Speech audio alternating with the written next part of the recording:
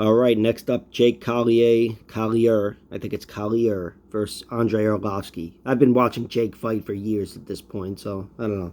Whatever. It's one of those things where I'll deceive myself. But yeah, Jake Collier. Speaking of watching someone fighting for years, I've been watching Andre Arlovski fight since UFC 30, 36, but it's the first one I saw him in.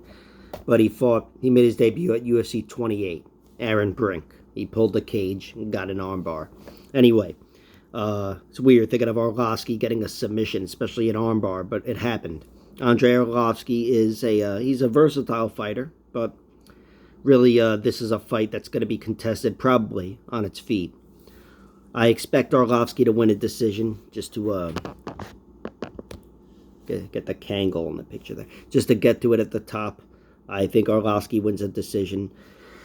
Jake Collier, he's, I think, deceptively durable, even at heavyweight, considering his loss to Tom Aspinall. But, and I don't see Arlovski putting him away. Then again, I really think I could probably fight Andre Arlovski and not be put away at this point.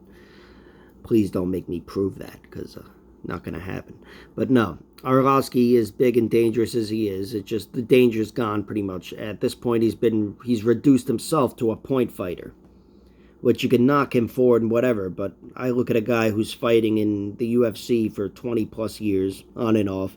But it's incredible to be fighting at this level at this point, after not only the years, but the mileage. And Arlovski's still good. He's shown that this current, form of himself, where he's much more, he's always been agile and whatever, but he's much more chin conscious. He doesn't throw as much either, but he throws enough to win the round. And I see him doing that at least twice in the 3 rounds against Jake Collier.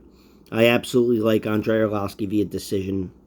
Jake Collier, he's a middleweight. Naturally, we all know, because he fought in the UFC as a middleweight before he ballooned up on my diet. And I think, for a guy like that, he's going to be undersized in a way, even though he may be heavier for all I fucking know, probably is. But Andre Arlovski is going to be quicker and bigger. And it's just, for a guy like that, despite him being older and weathered and whatever, it's a fight we've seen him win recently in the UFC. He's won a bunch of them. Stole that fight from Carlos Felipe, took out Chase Sherman, who's fighting tonight, or, in this event. And I expect Andre to just be ahead on points, He's just a seasoned fighter. He knows how to protect himself, and he's quicker, more agile, and the better striker, I want to say. So this is Andre Arlovski via decision. It's got it written all over it. And there's a chance his chin could fail, but when you look at the people who've knocked him out, it's just, it's the who's who of heavyweight. He's a guy who's deceptively tough to put out. So I'm taking Arlovski via decision. I hope it's a good fight. And Jake Collier, nothing against him. He's doing it for the fat guys if he wins. So part of me is pulling for him, mainly the gut and my fucking fat cells or whatever. I don't know. I should have just stopped at gut.